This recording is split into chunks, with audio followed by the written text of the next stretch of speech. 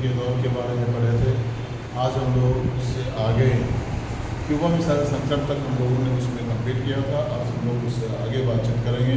सबसे पहला टॉपिक, अब दोनों महाशक्तियों के बीच जो तनाव थी, कहीं ना कहीं उस तनाव में कमियाँ आई और उस कमी को हम लोग CTBT या PTBT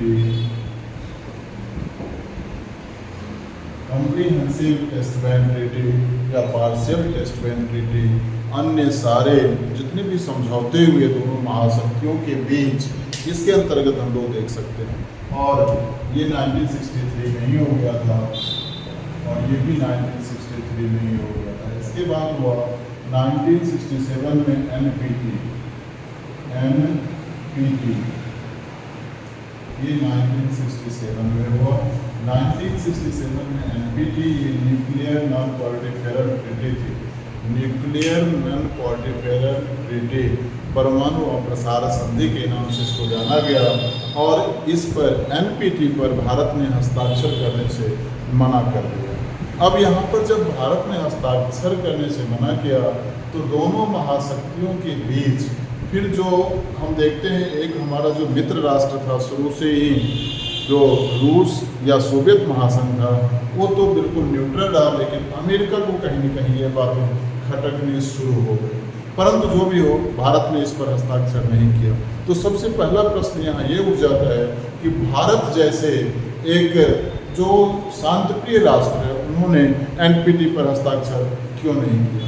तो सबसे पहला कारण ये हो गया कि भारत के दोनों ही पड़ोसी राष्ट्र पाकिस्तान और चीन, कहीं न कहीं भारत के रिश्ता इन दोनों राष्ट्रों के साथ बहुत अच्छा नहीं था, जिसके कारण भारत को न सिर्फ विश्व को धमकाने के लिए बल्कि अपनी सुरक्षा के मद्देनज़र परमाणु अस्त्र होना आवश्यक था, क्योंकि इसके पड़ोसी चीन जो परमाणु संपन्न राष्ट्र था और चीन और पाकिस्तान के अच्छा रिश्ता होने के कारण कहीं न कहीं जब भारत और पाकिस्तान के बीच भी किसी भी तरह की बातें होते तो पाकिस्तान को भी चीन परमाणु अस्त्र मुहैया करा सकता था। तो अपनी सुरक्षा के दृष्टिकोण से, अपनी सुरक्षा के मद्देनज़र भारत को भी परमाणु संपन्न होना बहुत आवश्यक था। इसी कारण कहीं न कहीं भारत ने इस NPT पर हस्ताक्षर करने से मना किया और इस संधि को भी पक्षपातपूर्ण संधि माना, क्योंकि इस संधि में ये था, तथ्य ये था, जो बेसिक बातें थी वो ये थी कि जिन राष्ट्रों के पास परमाणु अस्त्र थे वो तो अपना रख सकते थे, लेकिन जिन राष्ट्रों के पास परमाणु अस्त्र नहीं थे वो अपनी सुरक्षा के मद्देनज़र भी परमाणु अस्त्र नहीं बना सकते थे या परमाणु का उपयोग नहीं कर सकते थे। तो भारत के सामने ये दोनों ही महत्वपूर्ण चुनौतियाँ थी, जिस कारण भारत ने NPT पर हस्ताक्षर करने से मना कर दिया। और दूसरा कारण एक और था कि भारत परमाणु परीक्षण के बहुत नज़दीक पहुंच चुका था, जिस कारण भी भारत को अब अपने परमाणु नीति को विड्रॉ करना आसान नहीं था, इसीलिए भारत ने NPT पर हस्ताक्षर नहीं किया। ठीक है, अब जब हम लोग भारत की तरफ मुड़ गए हैं तो यहाँ पर हम आप लोगों को एक टॉपिक और बताते ही चले। यहाँ पर हम लोग पढ़ते हैं नाम के बारे में, नॉन अलायंस मूवमेंट के बारे में। 1955 में ही जब हम लोग देखते हैं कि यहाँ पर विश्व दो गुटों में बंट रहा था, जब विश्व कहीं ना कहीं दो गुटों में बंट रहा था, एक का तो पता ही है कि अमेरिका पूंजीवादी राष्ट्र नेतृत्व कर रहे थे और दूसरे का नेतृत्व सोवियत महासंघ कर रहा था। तो ऐसे में कुछ राष्ट्र ऐसे भी थे जिन्हें अपना वजूद बचाना बहुत ही भारी पड़ रहा था, जिसमें हम लोग देखते हैं भारत या भारत जैसे अन्य बहुत सारे राष्ट्र ऐसे थे जो नव औपनिवेशिकता से आज़ादी प्राप्त किए हुए थे। और नव औपनिवेशिकता से आज़ादी प्राप्त किए हुए राष्ट्र के सामने सबसे महत्वपूर्ण चुनौती ये थी कि अपने वजूद को हम कैसे बचाएं, और इसीलिए उन्होंने नाम या नॉन अलायंस मूवमेंट जैसी संस्था के अंतर्गत अपने आप को सुरक्षित महसूस किया। और सबसे पहले वाडुम सम्मेलन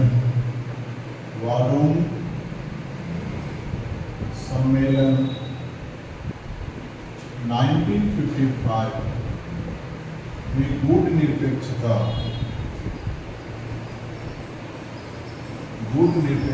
की नींव रखी गई। नींव रखी गई, जिसमें 5 राष्ट्र प्रमुख थे, भारत, मिस्र, घना, इंडोनेशिया और फिलीपींस। यहाँ पर आप लोगों से 2 नेता के नाम भी पूछ लेता है कि गुट निरपेक्षता की स्थापना करने वाले 2 राजनेताओं के नाम बताइए। तो एक तो हमारे हो गए पंडित नेहरू जी, पंडित जवाहरलाल नेहरू जी हो गए, और दूसरा हो गए सुकर्णो या व्लादिमीर पुतिन। बहुत ये हमारे 5 राजनेता थे जो कहीं न कहीं गुट निरपेक्षता की नींव रखे थे। गुट निरपेक्षता का अर्थ ही होता है किसी भी गुट में शामिल ना होना, किसी भी गुट में शामिल ना होना, ये गुट निरपेक्षता कहलाया। अब यहाँ पर सबसे प्रमुख कारण था कि भारत की नज़दीकी सोवियत महासंघ से तो बहुत अच्छी थी, अमेरिका से भी कोई बहुत ज़्यादा खराब नहीं थी, परंतु फिर भी भारत ने सोवियत महासंघ के साथ या उनके गुट में, साम्यवादी गुट में शामिल क्यों नहीं हुआ। तो सबसे प्रमुख कारण था कि भारत अपनी पहचान बनाना चाहता था, भारत अपना विदेश नीति खुद तैयार करना चाहता था, भारत लोकतंत्र की स्थापना करना चाहता था और अपना एक मिसाल कायम करना चाहता था। भारत अपना विकास नीति पर किसी की आधिपत्य को स्वीकार नहीं करना चाहता था, इसीलिए भारत ने गुट निरपेक्षता की नीति को अपनाया। गुट निरपेक्षता का मतलब होता है किसी भी गुट में शामिल ना होना। गुट निरपेक्षता कोई NAM या नॉन अलायंस मूवमेंट के नाम से हम लोग जानते हैं, नॉन अलायंस मूवमेंट के नाम से भी हम इसको जानते हैं, जिसका पहला जो सम्मेलन था, स्थापना था, वो वार्डन सम्मेलन के अंतर्गत रखा गया। 1955 में गुट निरपेक्षता की नींव रखी गई और इसका पहला शिखर सम्मेलन 1961 में बेलग्रेड में हुआ था। पहला शिखर सम्मेलन बेलग्रेड में हुआ था, बेलग्रेड 1961 पहला शिखर सम्मेलन गुट निरपेक्षता पहला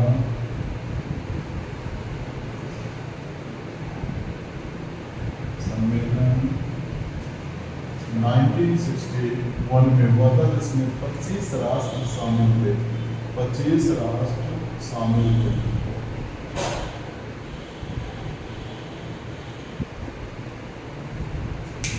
गुट निरपेक्ष राष्ट्र या गुट निरपेक्षता एक ऐसी, ये इसको हम एक संस्था का नाम नहीं दे सकते हैं, इसको तीसरी दुनिया का राष्ट्र भी कहा गया, क्योंकि जब विश्व 2 राष्ट्रों में बट गई थी, 2 भागों में बट गई थी, 2 गुटों में बट गई थी, ऐसी परिस्थिति में तीसरी नीति को अपनाने के कारण इसको तीसरी दुनिया का राष्ट्र भी कहा गया। कि भाई आपसे क्वेश्चन पूछ सकता है कि तीसरी दुनिया के राष्ट्र से क्या समझते हैं, तो आप लिखेंगे कि जब विश्व 2 भागों में बट गई थी, साम्यवादी और पूंजीवादी आधिपत्यता के अंतर्गत गुटबंदी की होड़ में लिप्त थी, ऐसी परिस्थिति में कुछ राष्ट्र ऐसे भी थे जो इन गुटबंदी की नीति को नकारते हुए अपना एक अलग संस्था का निर्माण किया। यहाँ पर इसको हम तीसरा गुट नहीं कर सकते हैं, इसको हम तीसरी दुनिया का राष्ट्र अलग अवश्य कहा गया, क्योंकि यहाँ पर किसी भी गुटबंदी की नीति का पालन नहीं हुआ था। यहाँ पर किसी भी तरह का कोई रिस्ट्रिक्शंस नहीं थे कि आप किस गुट में शामिल हो सकते हैं या नहीं हो सकते हैं, ऐसा कोई रिस्ट्रिक्शंस इसमें नहीं थे, इसीलिए इसको तीसरा गुट का दर्जा नहीं दिया गया। क्लियर। अब आगे चलते हैं इससे आगे कि भारत को इसी गुट निरपेक्षता के कारण आलोचना का भी शिकार होना पड़ा। जब भारत ने 1971 में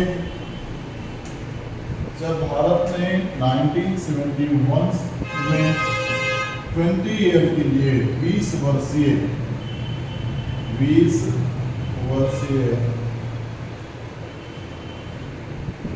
मित्रता की संधि सोवियत महासंघ से किया,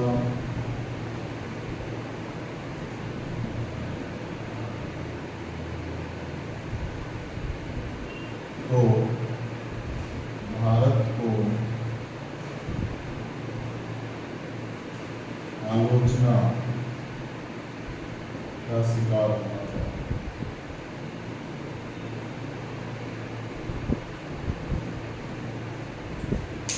नाइनटीन 1971 में भारत ने 20 वर्षीय मित्रता की संधि सोवियत महासंघ से किया, जिस कारण भारत को आलोचना का शिकार भी होना पड़ा, क्योंकि कहीं न कहीं सोवियत महासंघ से मित्रता की संधि करने के कारण अमेरिका या अमेरिकन गुटों ने भारत की आलोचना इस तथ्य पर किया कि आप कहीं न कहीं किसी गुट में शामिल तो हो ही गए, लेकिन परंतु भारत ने इस मित्रता की संधि के लिए अमेरिका की तरफ भी हाथ बढ़ाया और बोला कि ये मित्रता की संधि मैं आपसे भी कर सकता हूँ या विश्व के किसी भी राष्ट्र के साथ कर सकता हूँ, क्योंकि हम किसी भी गुटबंदी की नीति का अनुकरण नहीं कर रहे हैं। इसीलिए भारत स्वतंत्र और निष्पक्ष मित्रता की संधि को अपनाया हुआ है, परंतु आलोचना तो अवश्य ही सुनना पड़ा, आलोचना का शिकार तो भारत को अवश्य ही होना पड़ा। 1971 में भारत ने 20 वर्षीय मित्रता की संधि किया था सोवियत महासंघ से। क्लियर? अब इससे थोड़ा सा और आगे हम लोग बढ़ जाते हैं। शीत युद्ध में हम लोग देखते हैं कि भाई बहुत सारे